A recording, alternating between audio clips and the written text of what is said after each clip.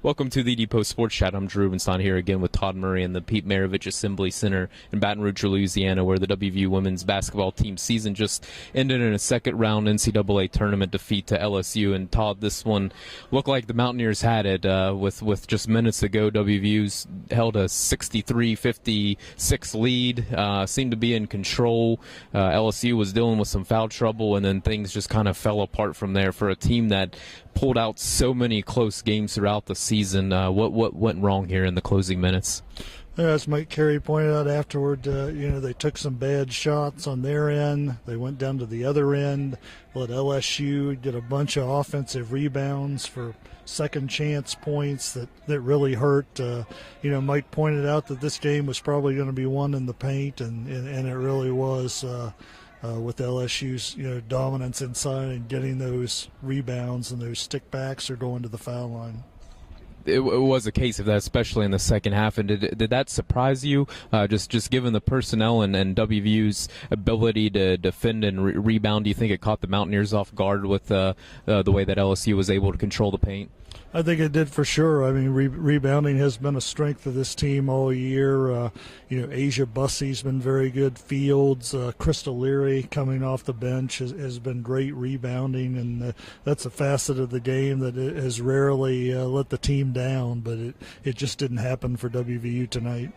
I think the word heartbreaker or heartbreaking is probably used too much in the sports world, but if there's ever a game that word would be a just adjective, it's probably this one for West Virginia, when you just consider everything they had done to get themselves in a position to get into the Sweet 16 for the first time since 1992. We were just in the locker room there with the WVU players, and as you would imagine, just a heartbreaking scene. And what was kind of your takeaway just from spending some time with some WVU seniors and players in there?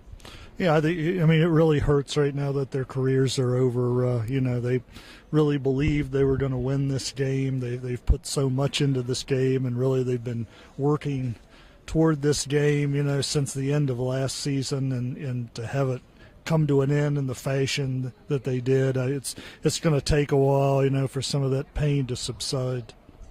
When and I know this seems abrupt, but if we're looking ahead for the future of the program and what these seniors, the five seniors with Jess Harley and Asia Bussey and Taylor Palmer, Crystal Caldwell and Brooke Hampton, it seems like they certainly have left their legacy on this program. And what are you going to remember? What should fans remember about their time in Morgantown and where the program was when they came into versus where they've left it? Right. I mean, they have done so much, and to finish it up this year with a co-Big 12 regular season championship, making it to the finals of the Big 12 tournament. I think they've taught the underclassmen a lot about leadership, and I think that's something that they can carry on into the future. But I don't think there's any doubt that this senior class is always going to be remembered.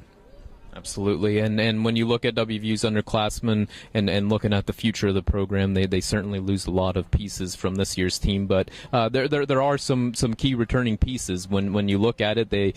Bria Holmes, Linda Stepney, two starters who play significant minutes. Avery Fields as well. So I mean, you do return a nucleus there that has some experience and has also been successful. And you would imagine those are the pieces that are going to kind of fill in the leadership role.